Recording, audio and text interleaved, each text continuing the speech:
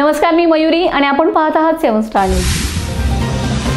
विटा तालुका खानापूर येथील विटापारे रोडवर एका मंगल कार्यालयाजवळ उसाच्या ट्रॅक्टर ट्रॉलीस पाठीमागून धडकून 2 मोटरसायकलचा भीषण अपघात झालाय।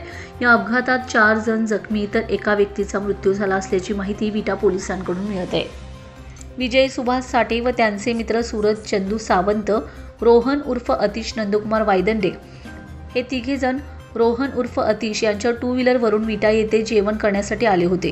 ते जेवण करून परत जात असताना रात्री 9 वाजण्याच्या सुमारास विटापारे रोडवरील पारे गावाजवळील एका मंगल कार्याजवळ आले असता रोडवर उसाच्या ट्रॅक्टर ट्रॉलीने कोणतेही रिफ्लेक्टर लावले नसल्यामुळे त्यांना तो न दिसल्यामुळे मोटरसायकल पाठीमागून जाऊन धडकली। यामध्ये त्यांच्या डोक्याला, हाताला, पायाला गंभीर मार लागून जखमी झालेत।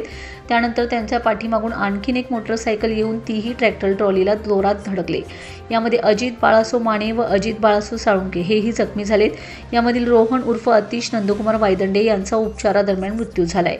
सदर अपघात हा ट्रॅक्टर ट्रॉलीवरील अज्ञात चालकाने रिफ्लेक्टर न लावल्यामुळे व निष्काळजीपणाने ट्रॅक्टर उभा केल्याने झालाय। याबाबत विटा पोलिसात गुन्हा दाखल करण्यात आला असल्याची माहिती विटा पोलिसांनी दिली। रमेश जाधव, 7 स्टार न्यूज, विटा।